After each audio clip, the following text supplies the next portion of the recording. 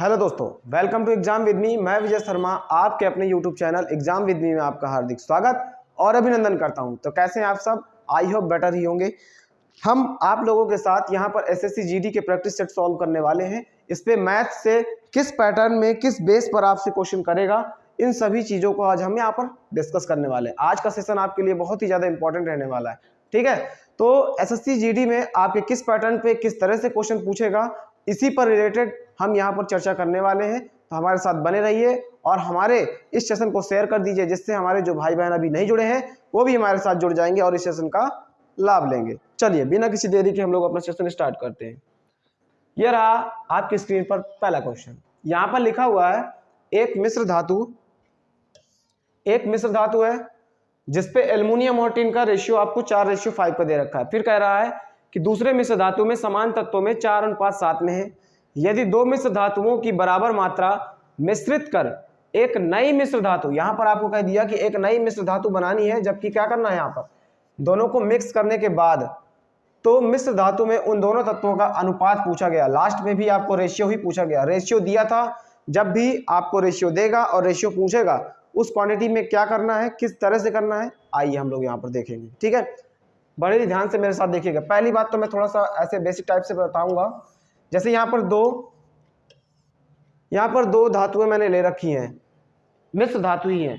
यहाँ पर पहली वाली क्या है, एल्युमिनियम और टिन, इसमें भी है। दूसरी किससे बनी हुई है, दूसरी भी सेम तत्वों से बनी है, यानी एल्युमिनियम और टिन से ये भी बनी है, एल्युमिनियम और टिन से ये भी बनी हुई है, ठीक है। पहले वाले का रेशियो आपको दे रखा है, पहले वाले का रेशियो 4:5 का 4:5 का दे रखा गया है। यहाँ पे 4:5 दे रखा गया है, जबकि जो दूसरी मिश्र धातु है उस पे आपका रेशियो बदल गया, 4:7 है। कोई दिक्कत नहीं, 4:7 है। फिर क्या कह रहा है, इन दोनों मिश्र धातुओं को मिला दो। बराबर मात्रा में क्या करना है, मिलाना है। पहली बात तो मिलाना है। यहाँ पर ये एल्युमिनियम हो गया, ये टिन हो गया, ठीक है। इसके बाद इसका अनुपात कितना है, 4 और पहले वाले का है 4 और 5, जबकि दूसरे वाले का अनुपात कितना है,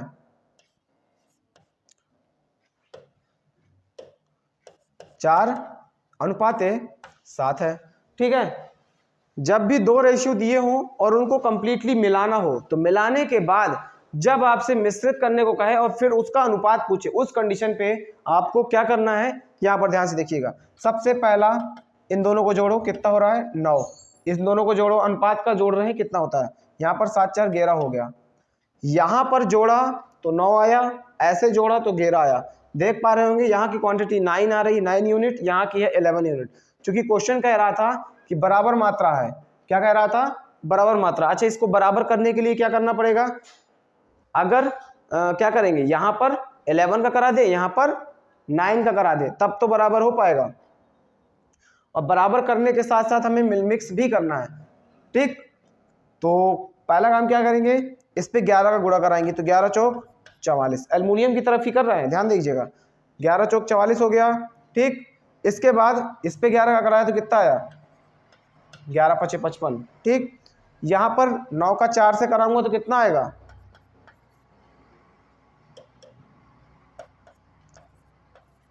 9 चौको 36, 9 सत्ते 63 हो गया, ठीक। यहां पर आप क्या देख रहे हैं, ये आपका क्या है, एल्युमिनियम की क्वांटिटी आ गई, ये आपकी टिन की क्वांटिटी आ गई। जोड़ लेते हैं इसको, कितना आ रहा है, ये रेशियो ही चल रहा है नीचे, 6 4 10 हो गया, और ये आपका 80 आ गया। और यहाँ पर देखेंगे तो 5 3 8 6 5 11 118। इसको थोड़ा सा और आसान कर लो, सॉल्व कर लो। इजली 2 से कट रहा है, 2 से काट कर, 2 से काटूंगा तो कितनी बार जाएगा, ये 40 हो गया, और यहाँ पर 5 हो गया, और यहाँ पर 9 हो गया। तो आंसर क्या आपका आ गया, यहाँ से आपने देखा कि आपका आंसर कितना आ गया, 40:59, ठीक। डी ऑप्शन बिल्कुल सही हो जाएगा। यहाँ पर क्या होगा, डी ऑप्शन बिल्कुल सही उत्तर हो गया है, ठीक। जब भी आपको रेशियो दिया हो, दूसरा भी आपको रेशियो दिया हो, उस कंडीशन पर आंसर भी आपका रेशियो पूछेगा, तो इस पैटर्न के क्वेश्चन को सॉल्व करने के लिए आप इस मेथड का यूज करेंगे, जो बहुत ही ज्यादा आसान और इजिली आपको रेशियो तक ले जाएगा। ठीक है, चलिए, किसी कोई दिक्कत तो हमारे कमेंट सेक्शन में जरूर बता देगा। बढ़ते हैं अपने नेक्स्ट क्वेश्चन की तरफ। यहाँ पर ये आपका औसत, एवरेज से रिलेटेड क्वेश्चन है। किससे रिलेटेड क्वेश्चन है? एवरेज से रिलेटेड क्वेश्चन है। किससे है? एवरेज।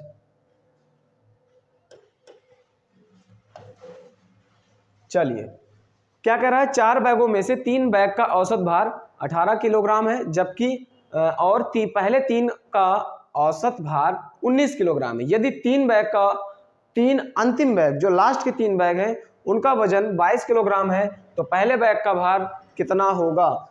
इस तरह के क्वेश्चन जब आपको लेंदी 4 से 5 लाइनों के दिए गए हों तो उस पर कंफ्यूज नहीं होना है, बड़े ही आराम से उसको कम से कम 2 बार जरूर पढ़ लेना है, कम से कम 2 बार, और ध्यान से पढ़ लीजिएगा। ठीक है, तो यहां पर पहले औसत की बात कर रहा है। मैं यहां पर आपको औसत बता देता हूं। औसत होता क्या है? औसत यानी एवरेज। ठीक, तो औसत बराबर होता है अंकों का योग यानी number of object upon number of digits. अंकों का योग अपॉन पे अंकों की संख्या। कुछ इस तरह से होता था। ठीक, यहां से अगर आपको योग यानी टोटल निकालना हो, योग निकालना हो, इसका योग निकाल लेंगे तो क्या फॉर्मूला बन जाएगा? औसत पे संख्याओं का गुणा करा दो। औसत में संख्याओं का गुणा, यानी ये जो संख्या यहां पहुंचेंगी, संख्याओं मल्टीप्लाई संख्या कर दीजिए आप।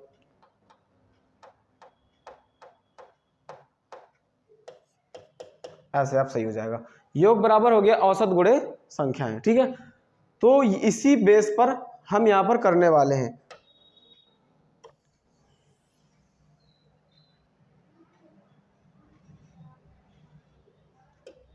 चलिए देखिएगा, यहां पर सबसे पहले कह रहा है 4 बैग हैं आपके पास। कितने बैग हैं? 1 2 3 4 बैग। ठीक है, 4 बैग हो गए यहां पर। फिर कहता है अंतिम 3 बैग का औसत भार, लास्ट के 3 का औसत भार कितना दे रखा है? यानी कुल मिलाकर औसत भार यानी एवरेज ही बात कर लेंगे। तो औसत कितना है? लास्ट के 3 का है आपका 18, जबकि पहले 3 का औसत दिया गया है, स्टार्टिंग के 3 का कितना दिया गया है? 19। ठीक है, फिर क्या कहता है? यदि अंतिम बैग का वजन आपको एग्जैक्टली दे रखा हो, जो लास्ट वाला है वो कितने का है? 22 kg का है, पहले वाले बैग का भार बताओ। कुल मिलाकर थीम पूरी कंप्लीट हो गई। इतना काम आपको करना है, यहां से इस वैल्यू का मान निकालना है। बताओ कैसे निकालेंगे? आपको स्टार्टिंग का पूरा पता है, स्टार्टिंग का वजन निकाल लो, लास्ट वाले का वजन इसमें जोड़ दो, जोड़ने के बाद नीचे से पीछे से 3 हटा दो, बचेगा यही इसका आंसर हो जाएगा। समझ गए मेरी बातों को? कैसे करेंगे आइए मेरे साथ देखिएगा। सबसे पहले क्या करना है? फर्स्ट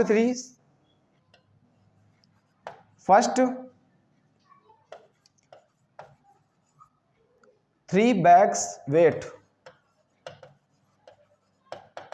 यानी पहले 3 बैगों का भार निकालना है। तो पहले के 3 बैग कितने थे? पहले के 3 बैगों का औसत भार कितना है? 19, यानी औसत कितना हो गया? 19 गुणे संख्याएं कितनी है? यहाँ पर संख्याएं कितनी है? 3 का निकाला जा रहा था ना, तो 3 हो जाएगा। समझ गए? तो यहाँ पर गुणा करा लीजिए आप, कितना हो जाएगा? 57 हो गया। ठीक, इसके आगे फिर क्या करना है?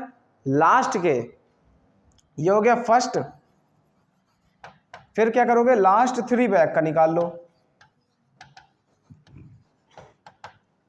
लास्ट के 3 बैग का औसत कितना दिया गया? अंतिम तीन का 18, तो 18 गुणे 3, 18 दूनी 36, 18 54 हो गया यहाँ पर। फिर क्या करेंगे? फिर बोलता है कि लास्ट वाले का वजन आपको 22 किलोग्राम दे रखा है, पहले का निकालना है। अब ध्यान से देखिएगा,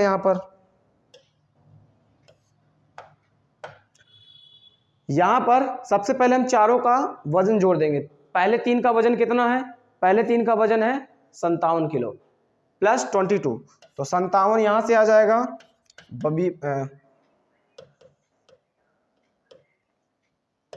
यहाँ पर हो गया आपका 57 और इसके बाद है 22 वहाँ पर बच रहा है, तो हो गया पूरा वजन कितना हो गया? पूरा वजन आपका ये हो जाएगा माइनस लास्ट के 3 वालों को घटा दो, तो लास्ट के 3 वाले कितने थे? 54। चलिए अब इसको सॉल्व करना है, बस यही इसका आंसर आ जाएगा। ठीक, 7 2 9 हो गया, 5 2 7 हो गया, माइनस का 5 और 4, तो ये आपका हो गया 9 में 4 गया 5 और 7 में 5 गया 2, 25 किलोग्राम इसका आंसर आ गया। समझ गए मेरी बातों को?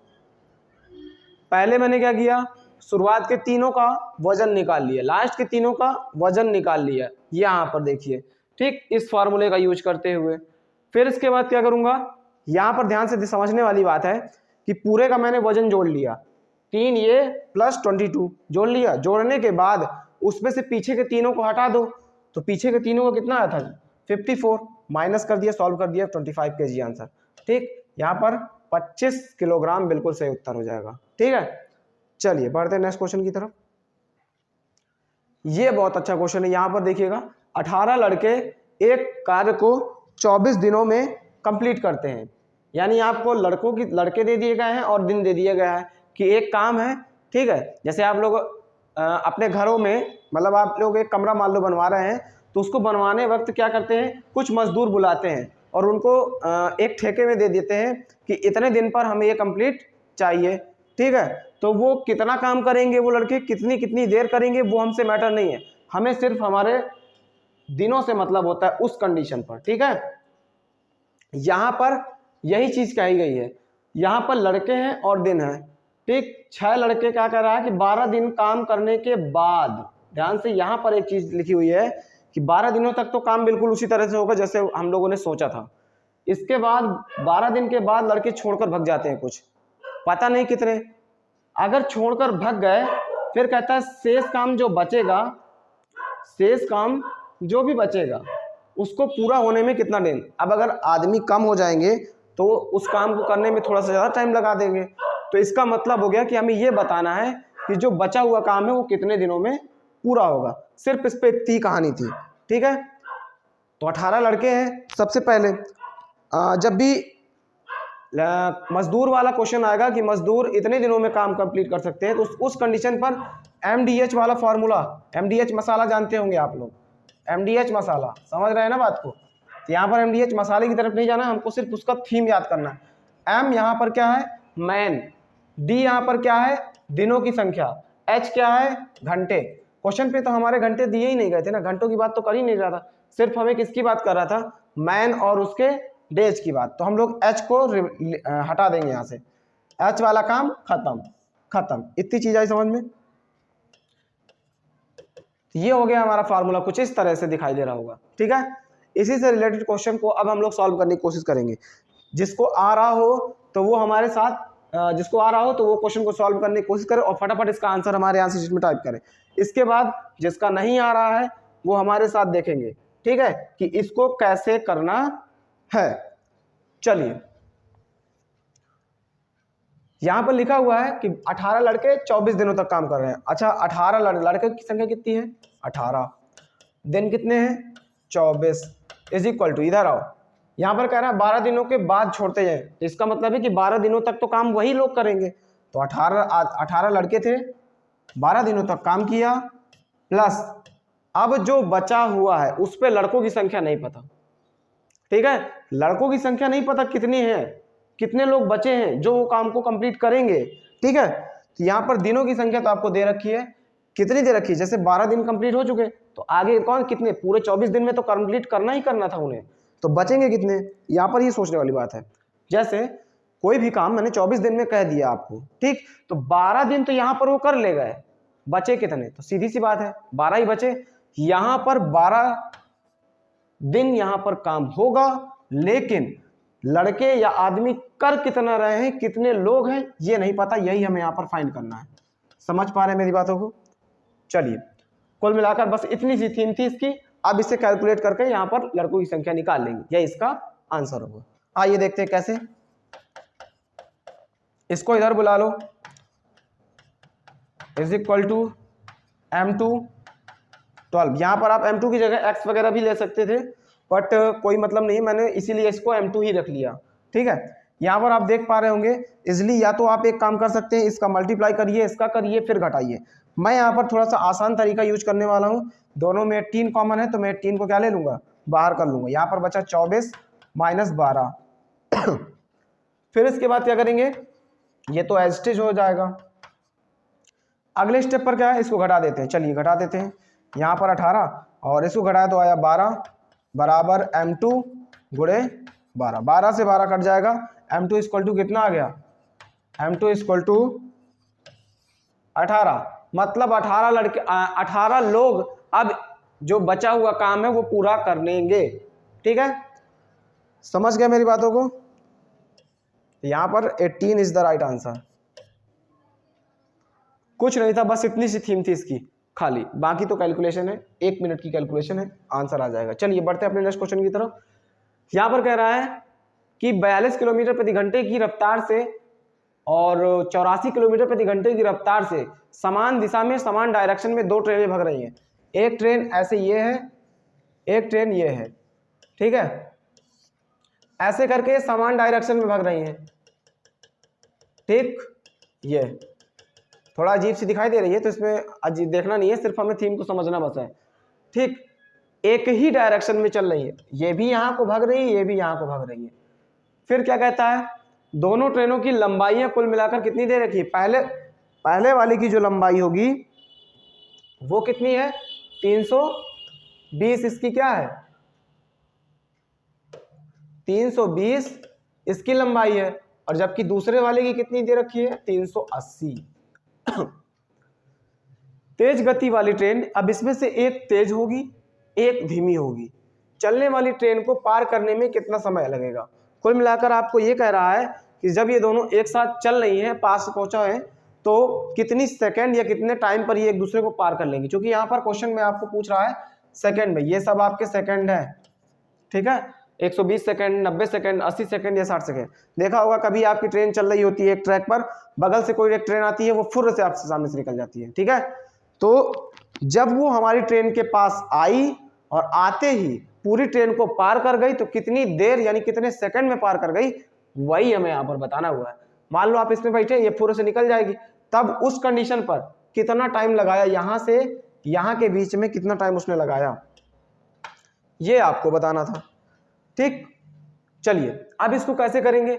जब भी एक ही डायरेक्शन पे दो गाड़ियां या दो ट्रेनें मूव करती हैं, उस कंडीशन पर क्या करेंगे, जो हमारा स्पीड होती है उनका हम अंतर निकालते हैं। क्या निकालते हैं, स्पीड का अंतर निकालेंगे। तो स्पीड क्या है, 84 माइनस 42। सबसे पहले हम लोग इसकी स्पीड का अंतर निकालेंगे। निकालो कितना आता है, 2 4 42 आ गया। फिर कह रहा है 320 और 380। ध्यान से देखिएगा, पहले तो इसकी दूरी जितनी ये लेंथ होगी ट्रेन की वो पार करेगी। दूसरी बात, ट्रेन इसकी भी तो कुछ ना कुछ लंबाई है जो यहां से स्टार्ट होगा। मान लो थोड़ी देर के लिए मैं एक इमेजिन ट्रेन बना देता हूं, यहां पर देखिएगा थोड़ा सा ध्यान से। जैसे मान लो यही वाली ट्रेन यहां पर इसके पीछे आए, ठीक है, पीछे आ चुकी है, अब इसको जस्ट टच ही करने वाली है इस जगह पर। अब बताइए, इसकी लेंथ जस्ट यहां से स्टार्ट और इसकी लेंथ जस्ट स्टार्ट यहां से। ठीक है, तो ये जब पूरी पार करेगी तो यहां से सबसे पहले इसकी लेंथ पार करेगी, फिर इसके बराबर में आ गई ट्रेन, फिर इसके आगे तक जाने के वक्त इतनी लेंथ और। तो यहां पर आप लोगों को क्या समझ में आया कि लेंथ पूरी आपकी यहां से यहां तक इतनी पार करेगी। इतनी चीज आई समझ में। पार करने वाली कंडीशन पर बहुत ही ज्यादा ध्यान देना होता है जब भी ट्रेनें एक दूसरे को पार करेंगी, क्योंकि ट्रेन गाड़ियों के मुकाबले उनकी लेंथ बहुत होती है, तो उसकी लेंथ के अकॉर्डिंग ही समय काउंट होता है। ठीक है, चलिए तो यहां पर अगर मैं बात कर दूं कि अब इसकी क्या होगी, डिस्टेंस कितनी हो गई, तो डिस्टेंस कितनी हो गई, 320 प्लस 380 इज इक्वल टू कितना हो जाएगा, 0 0 3 3 6 1 7, 700 किलोमीटर इसकी स्पीड थी किलोमीटर पर आवर। ठीक है, अब क्या करेंगे यहां पर ये देखना है, अब फार्मूला हमें निकालना क्या, टाइम निकालना, टाइम निकालो। टाइम बराबर क्या होता है, डिस्टेंस अपॉन स्पीड। चलो लगाओ फार्मूला। यहां पर हो जाएगा 700, नीचे हो जाएगा 42, ऊपर इसको अब सॉल्व करना है। यहां पर ये क्या है, किलोमीटर, और ये है आपका किलोमीटर पर आवर। कुल मिलाकर ये कंडीशन कह रही है कि अब यहां पर क्या करना है, जो भी आंसर हमारा निकल रहा है वो आवर में निकल रहा है, इसको हमें चेंज कर देना है। किस पे चेंज कर देना है, किलोमीटर प्रति घंटे की रफ्तार जो थी उसकी, उसको बदल देंगे। क्या कर देंगे, उसको बदल देंगे मीटर पर सेकंड में। क्यों बदल रहे हैं, क्योंकि आंसर आपका किस पे पूछ रहा है, सेकंड पे पूछ रहा है। किस पे पूछ रहा है, आपका आंसर सेकंड पे पूछ रहा है। ठीक है, चलिए, जब भी किलोमीटर पर आवर से डायरेक्टली मीटर पर सेकंड में पहुंचना होता है तो कितने का गुणा करते हैं, 5/18 का। कितने करते हैं, 5/18 का। आइए इसको देखते हैं कैसे। यहां पर अब मैं यूनिट हटा दूंगा, अब यहां पर सीधे मैं कितने का मल्टीप्लाई कर दूंगा, यहां पर हो जाएगा 5/18। ये नंबर घूमकर ऊपर पहुंच जाएगा अगले स्टेप पर। तो यहां पर हो गया 700 गुणे पर आपका 18, नीचे आपका हो जाएगा 42 और 5। अब इसे कैलकुलेट करो। ठीक है, 7 से ये देखो ये कट रहा है, 100 हो गया, 7×6 42, 6 से 100 काटोगे 3 बार 36 18, 5 से 100 काटोगे तो 20 आया, 20×3 60। कुल मिलाकर आपका आंसर आ गया 60 second. 60 second is the right answer. 60 second क्या है यहाँ पर, बिल्कुल सही उत्तर है। चलिए, कितना आसान क्वेश्चन था। जब भी आपको इस तरह के क्वेश्चन मिलेंगे, यहाँ पर हमें यह याद रखना है कि जब भी पार करेंगी और एक ही दिशा में चलेंगी, उस कंडीशन पे स्पीड क्या होगी, अंतर होगी। ठीक है, जबकि अगर अपोजिट पार, एक सामने से आ रही हो एक इधर से आ रही हो, उस कंडीशन पर यहाँ पर स्पीड क्या हो जाएगी, जुड़ेगी। क्या हो जाएगी, जुड़ेगी। जैसे यहाँ से मैं तेजी से भाग रहा हूँ, वहां से कोई और तेजी से भाग रहा है, तो स्पीड क्या होगी, मैं तो तेजी से जा ही रहा हूँ उसके पास, वो भी तेजी से आ रहा है, तो इस कंडीशन पे स्पीड क्या हो गई, जस्ट जुड़ेगी। इतनी चीज आई समझ में।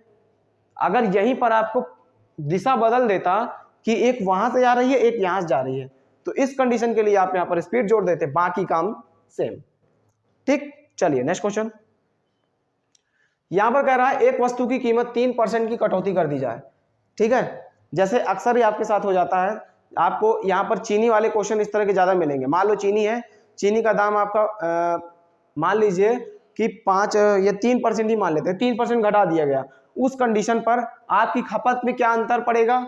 ठीक है, या कीमत का दाम बढ़ा दिया गया, 4% चीनी का दाम बढ़ गया, उस कंडीशन पर कीमत कितनी खपत आपकी चीनी की कितनी रखें कि बैलेंस बना रहे, हमारे बैलेंस बना रहे।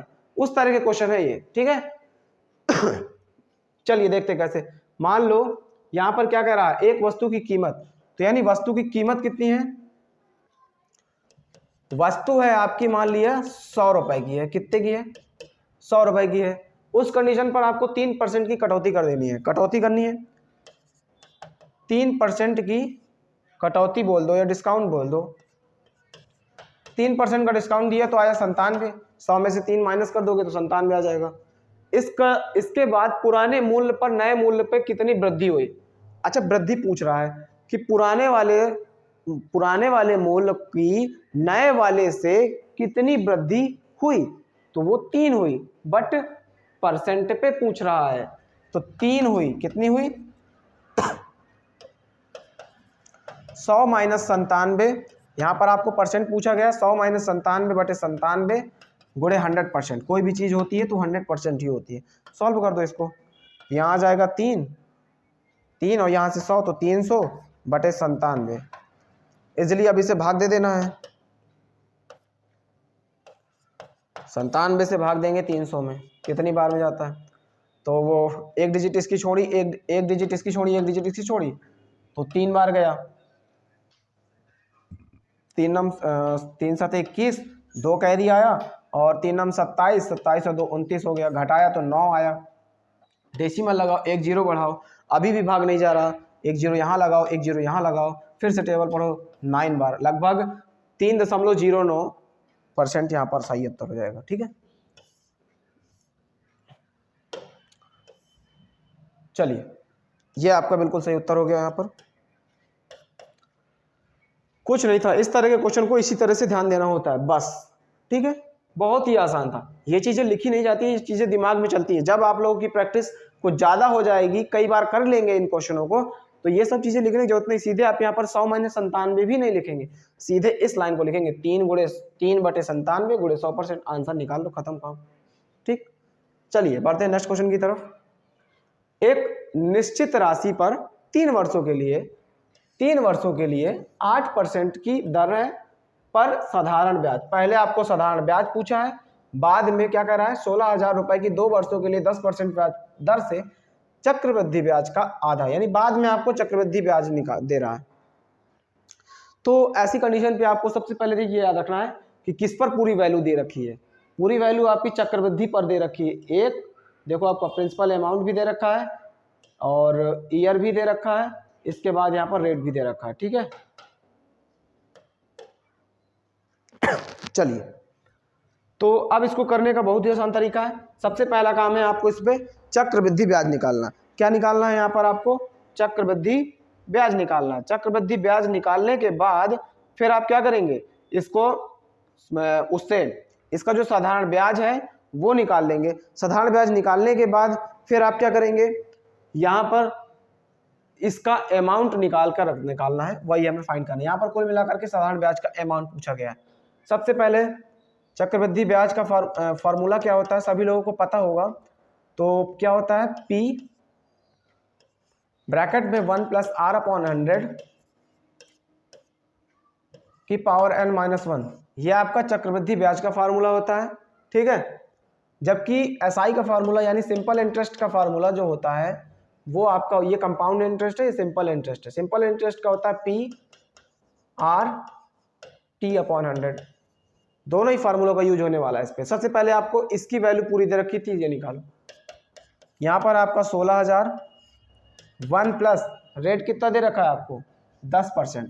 यहाँ पर 10 लिखो, यहाँ पर 100 आ गया, इस पावर n-1। ठीक है, अब क्या करेंगे, यहाँ 10 से 100 को काटेंगे, कितने जाएगा 10। इसको सॉल्व करेंगे तो कितना आ गया, यहाँ पर n आपका 2 है। क्वेश्चन पे n की जगह पर कितना दे रखा है, 2 वर्ष। फिर क्या कह रहा है 1 + 1/10, फिर क्या हो जाएगा होल स्क्वायर -1। फिर अगले स्टेप पर क्या हो जाएगा 16,000। अब यहाँ पर देखिएगा 10 × 10, 10 और 1 11, 11/10 का होल स्क्वायर। ठीक है, -1। अगले स्टेप पर मैं क्या कर दूंगा, इसका स्क्वायर कर देता हूँ। 16,000 हो गया, ऊपर किया तो 121, नीचे किया तो 100 -1। अब क्या करूंगा, यहाँ पर क्या है, एक एलसीएम लेकर के माइनस करके सॉल्व कर लूंगा। तो इसका एलसीएम लेंगे तो 100, 121 में से 100 घटाएंगे तो 21 बचेगा, 21/100 आ गया इसका एलसीएम लेने के बाद। ठीक है,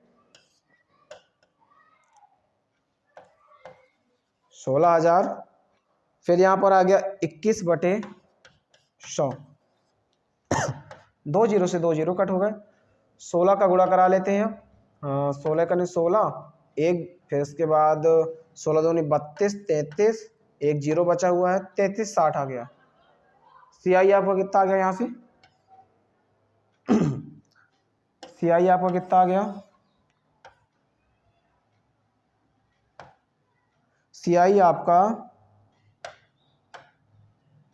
CI आपका यहाँ पर कितना आ गया,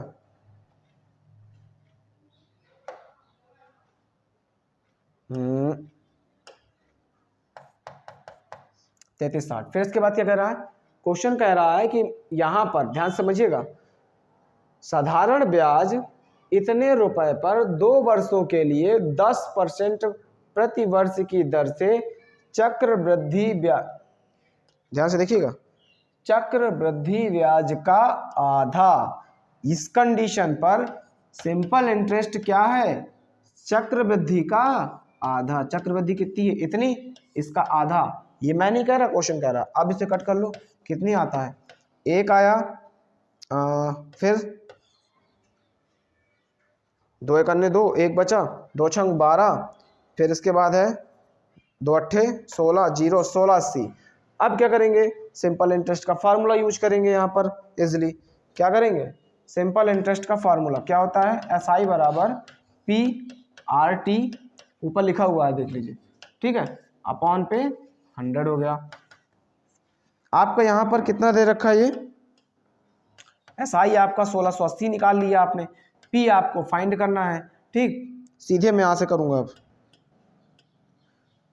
P निकालना है तो P यहाँ पर रह जाएगा, SI के मल्टीप्लाई पे आ गया 100 अपॉन पे R कितना है आपको? इसके लिए आपकी R है 8% की, ठीक है। फिर गुणे पर आपको समय कितना दे रहा है? 3 का दे रखा है, ठीक है। समय आपको कितने का दे रखा है? 3 का दे रखा है। अब इसको क्या करना है? इजिली कैलकुलेट कर लेना है। यहाँ पर क्या है? 8 से काट दो, 8 दूनी 16, 8 एक अन्य 8, फिर 3 से काटो, 3 7 21, 70 आ गया, ठीक। तो यहाँ पर आपका 7000 निकल आया। P बराबर कितना आ गया? P बराबर आपका कितना आ गया? P बराबर आपका 7000 आ गया। 7000 बिल्कुल सही उत्तर है। 7000 क्या है? बिल्कुल सही आंसर हो गया, ठीक। देखा कितना आसान था। पहले आपने CI किया, जब ये डायरेक्टली आपको मैं बता नहीं रहा होता, सीधे डायरेक्ट करता तो ये इतना लंबा प्रोसेस नहीं करता, मैं डायरेक्टली कर सकता था इसे, ठीक। डायरेक्टली का मतलब होता है सीधे वैल्यू पुट करता। यहाँ पर इस कैलकुलेशन को मुझे सीधे पता था कि कितना होगा 1/10, तो लिखने की जरूरत नहीं पड़ती है, ये सिर्फ आपको समझाने के लिए इतना एक्सप्लेन कर रहा हूँ, ठीक है। बाकी इतना बड़ा नहीं होगा, जब आप पेपर में करेंगे थोड़ा सा आसान हो जाएगा, जब प्रैक्टिस आपकी बहुत ही ज़्यादा होगी तब, ठीक है। और ये बात तो बिल्कुल सही है कि जितना ज़्यादा आप प्रैक्टिस करेंगे उतने ज़्यादा आपको मैथ आने लगेगी या कैलकुलेशन तेज हो जाएगा, क्योंकि एक हीरा होता है, हीरा तभी चमकता है जब तक उसकी घिसाई ज़्यादा होती है, अगर नहीं करोगे तो कम चमकेगा। सोने में भी यही क्वालिटी होती है ना। चलिए बढ़ते हैं अपने नेक्स्ट क्वेश्चन की तरफ। यहाँ पर एक यात्रा वाला क्वेश्चन है। यात्रा वाला का मतलब होता है जैसे आप लोग कभी अपनी फैमिली मेंबर के साथ कहीं बाहर जा रहे हैं, ये तो उसमें क्या होता है, आपके साथ आपके छोटे भाई बहन होते हैं, ठीक है। तो यही से इसी से रिलेटेड यहाँ पर एक क्वेश्चन है। यहाँ पर एक कपल है, ठीक है, वयस्क हैं, और उसके बाद वयस्क का मतलब यही हो गया कि बड़े, और छोटा बच्चों का मतलब हो गया बच्चे। 2 तरह का होता है आपका टिकट, एक तो बच्चों का अलग होगा, एक फिर इसके बाद बड़ों का अलग होता है। अब वो बस में ही बता रहा हूँ, ट्रेन की बात तो नहीं बता सकता, क्योंकि ट्रेन में तो थोड़ा सा जैसे ज़्यादा बुढ़े लोग हुए तो उनके लिए भी थोड़ा सा आरक्षण वगैरह होता है। तो हम सीधे से नॉर्मली जितना ये बात कर रहा है उतनी ही की हम बात यहाँ पर करेंगे, ठीक है। एक वयस्क 1600 रुपये टिकट, यानी आपका अगर बड़ा आदमी है, बड़ा आदमी का मतलब ये नहीं है कि पैसे रुपये से धनी आदमी होगा, ऐसा कुछ नहीं है। बड़ा आदमी का मतलब होता है कि जैसे यंग पर्सन होगा, ठीक है, यंग पर्सन अगर होगा तो उसके लिए आपका कितना है? 1600 रुपये किराया है। जबकि अगर कोई चाइल्ड है, बच्चा है, उसके लिए आपका 1200 रुपये किराया है, ठीक। तो यहाँ पर कुल मिलाकर कितने वयस्क है? 2 वयस्कों के साथ एक बच्चा फ्री है। आपको छूट भी दे रहा है कि अगर 2 लोगों के साथ एक बच्चा ही फ्री है, ये कंडीशन दे दी। इस कंडीशन को हम लोग थोड़े बाद में देखेंगे और आगे देखते हैं। यदि वयस्क में 43 है, समूह में 23 वयस्क हैं, तो मतलब ये 23 लोग हो गए, तो किराया कितना होगा 23 लोगों का? 0 0 16 48 की 8 हो गया, और 4 16 दूनी 32 और 4 36, तो वयस्कों का किराया इतना आ गया। अच्छा बच्चे कितने हैं? 10, उसके अकॉर्डिंग उनका कितना लगेगा? तो 12,000 हो गया, ठीक। ये टोटल आ गया। आगे देखते हैं क्या कह रहा है। तो समूह की जो छूट है उस छूट को बताना है, आंसर हमारा सब % में है, यानी छूट कितने की मिल रही है। क्वेश्चन को अब ध्यान से फिर से पढ़ने वाले हैं हम लोग, बहुत ही ध्यान से पढ़िएगा। 2 वयस्कों के साथ एक बच्चा मुफ्त है, 2 वयस्कों के साथ एक बच्चा मुफ्त है। अच्छा वयस्क पूरे कितने हैं? 23। 23 में कितने जोड़े बनाए जा सकते हैं? पूरे के पूरे कितने बनेंगे? 11 जोड़े बनेंगे, 11 दूनी 22। एक तो वैसे वयस्क ज़्यादा होगी, उससे हमें कोई मतलब नहीं। कितने जोड़े बने 11, मतलब 11 बच्चे यहाँ पर फ्री हो सकते हैं। और क्वेश्चन पे जो मेंबर जा रहे थे उसमें तो केवल 10 ही बच्चे थे ना, और आसान हो गया, बच्चों का किराया पूरा 12,000 माफ हो गया। क्या हो गया? बच्चों का किराया पूरा माफ हो गया। इस कंडीशन पर अब क्या करेंगे, जब बच्चों का किराया पूरी तरह से माफ हो गया है तो कौन बचेगा? जो भी बचे हुए हैं उनका हमें क्या निकालना है, उसका हमें इजली क्या निकालना है, उसका हमें परसेंट छूट, कितना छूट दे रहा है वो निकालना है। सबसे पहला काम, पूरा किराया कितना हो गया, पूरा किराया कितना हो गया, यहां से अब जोड़ते चालू करते हैं। 800 ये हो गया, 6 2 8 हो गया, 4, इतना टोटल किराया है। ये क्यों टोटल आपने निकाला सर, ये भी पूछ सकते हैं। क्योंकि भाई छूट निकालनी है, अब यहाँ पर छूट ही निकालने वाले हैं। छूट क्या होता है, जितनी मिलेगी, छूट का परसेंट निकालना है। छूट कितनी मिल रही है इनको, बच्चे तो पूरे फ्री हो गए, यानी 12,000 पूरे फ्री हो गए, माफ हो गए उनके पैसे, पर कितने पर, पूरे टोटल अमाउंट कितना था यहाँ पर 48,800 रुपये, 48,800 रुपये। और यहाँ पर कोई भी चीज़ हो 100% होती है तो ये निकला है। ठीक है, अब इजिली से सॉल्व कर लेना है। 2 जीरो से 2 जीरो कट हो गए, 12 से 4 से काट लो, 4 3 12 हो गया, ये 3,000, 4 से इसको काटोगे, 4 करने 4, 4 दूनी 8, 4 दूनी 8 हो गया। अब क्या है, ये किससे कट हो रहा है, 2 से कट हो रहा है, तो 2 से इसको काटोगे तो इसका कितना आ गया 1500, और 2 से इसको काटोगे तो 2 छंग 12, 2 करने 2। ठीक है, 61 से 1500 को भाग लगा दो, यहीं पर लगे थे, तो 1500 में भाग देना है 61 का, तो 6 दूनी 12, 36 18, 3 बार ज़्यादा, 6 दूनी 12 हो गया, 2 करने 2, 2 छंग 12, घटा दो, कितना आ रहा है यहाँ पे, 10 में 2 गया 8, यहाँ बचा 4 में 2 गया 2, 28 बचा। फिर क्या करेंगे, ये जीरो नीचे ले लेंगे, 36 18 6 चौके 24, 6 5 30 ज़्यादा हो जाएगा 4 बार, तो लगभग कुछ 24 दशमलव करके आ रहा है, तो 24 दशमलव करके आ रहा है, तो बस आंसर मिल गया हमारा, बी ऑप्शन सही है, बी ऑप्शन बिल्कुल सही उत्तर है। आप इसके बाद भी निकाल लीजिएगा, दशमलव में 5 और 9 आ जाएंगे। ठीक है, तो यहाँ पर कितना आसान था ये क्वेश्चन, जितनी उसने बात की। सबसे पहले इस तरह के क्वेश्चन जब भी दिए होंगे आपको तो थोड़ा सा लिखना जरूर है, इस लिखते जाइएगा साइड में कह क्या रहा है, सोचने का काम तो बाद में भी किया जा सकता है। ठीक, यहाँ लिख लिया, यहाँ लिख लिया, फिर इसके बाद वो क्या कह रहा है, 2 लोगों के साथ 1 लोग फ्री है, 1 बच्चा फ्री है, मतलब पूरे कितने फ्री हो गया, 12,000 फ्री हो गया, कितने में, पूरे 48,800 में। यहाँ ना कर देना कि आप लोग सोचे कि इस पर निकाल दें तो गलत हो जाएगा, क्यों, क्योंकि पूरे पैसों में ही तो छूट काउंट होती है। ठीक है, चलिए बढ़ते अपने नेक्स्ट क्वेश्चन की तरफ। ये रहा, एक थोक व्यापारी क्या कह रहा है कि खुदरा विक्रेता को, ठीक है, जैसे एक व्यापारी है, एक दूसरे विक्रेता को 32% के लाभ पर एक घड़ी बेच रहा है। ठीक है, जैसे मैं ही हूं, मैं क्या है, कहीं से एक घड़ी खरीद के लाया, तो जिसने भी मुझे बेचा उसने 32% लाभ कमा लिया। फिर क्या होगा, अब मैं लाया, मैंने कुछ दिन पहन ली, फिर क्या होगा, पहनने के बाद मैंने एक दूसरे किसी दूसरे को 20% की हानि में दे दिया। क्यों दे दिया भाई हानि पर, क्योंकि वो पहन चुके हैं ना हम काफ़ी दिनों तक, तो उस घड़ी को मैंने बेच दिया। ठीक है, कुछ पैसे मिल गए।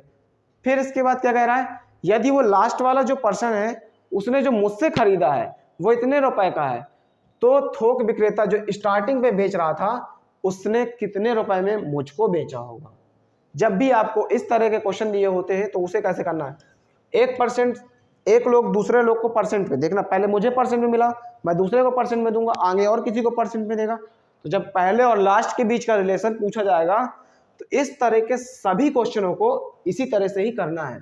ठीक, कैसे करेंगे देखिए मेरे साथ। मान लो किसी ने खरीदा था, जिससे मैंने खरीदा वो एक्स है, घड़ी का दाम या सीपी या क्रय मूल्य जो भी कुछ बोलना चाहो, स्टार्टिंग पे एक्स है, 32 के लाभ बोला है ना, तो लाभ क्या होता है, जोड़ना पड़ेगा, तो 132/100 हो गया, ये चीज आई समझ में। आगे 20 की हानि हो रही है, 20% की हानि, मतलब 100 में से 20 क्या नहीं होगी तो 80 तो बचा, तो 80/100। और लास्ट में जितना यहाँ पर आंसर दे रहा होगा कि लास्ट वाले को इतने का मिला, उसे इक्वल करके लिख दो। ठीक है, यहाँ पर 1953.6, दशमलव हटा लो यहाँ से,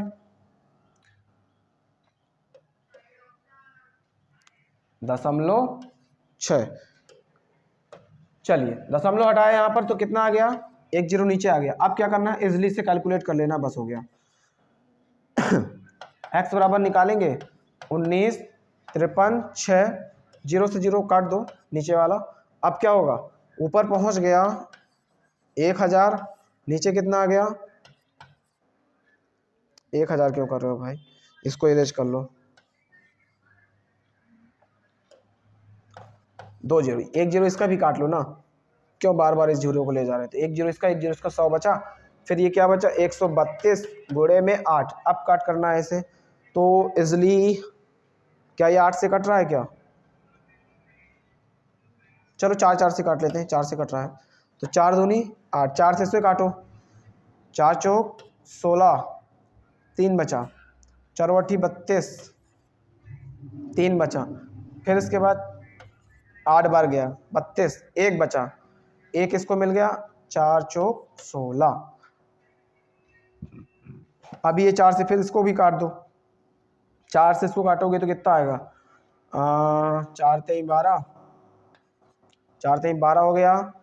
इसके बाद 1 बचा, 4 3 12, इसको भी 4 से काट लो, 1 2 2 1।